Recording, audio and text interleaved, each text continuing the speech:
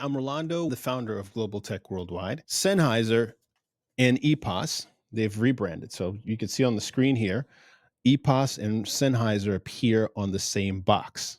And that's because EPOS was Sennheiser. It's kind of a complicated relationship. If you get in the box one of these or it has both of the names, you're still in good company. But more than likely, you're going to start seeing it come like this, where it's only EPOS. So just remember, EPOS Sennheiser is the same. This is still the same. They come off the same factory line. It's the same company.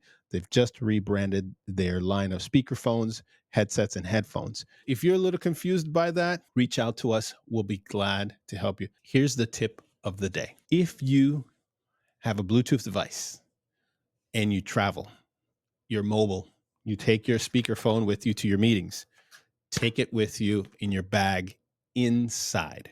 Here's why. If you leave the speakerphone in the car, or you leave your Bluetooth headset or Bluetooth headphones in the car during the extreme heat, the extreme cold, during the wintertime, these extremes wreak havoc on batteries, especially in Bluetooth device. Over time, it has a normal process of where the charge time starts reducing. The extreme heat and the extreme cold accelerate that process. Now it's going to lose its capability to hold a charge for a longer period of time. And that's going to happen faster, meaning you're going to get to that point where it gets to almost 1 to 2 or 3% charge much faster. So take your Bluetooth headset with you.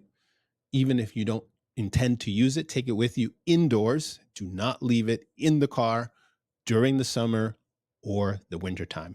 You'll thank me for that later. Check us out next time, and we'll keep making more of these videos. Thank you again. Rolando with Global Tech Worldwide. Have a great day.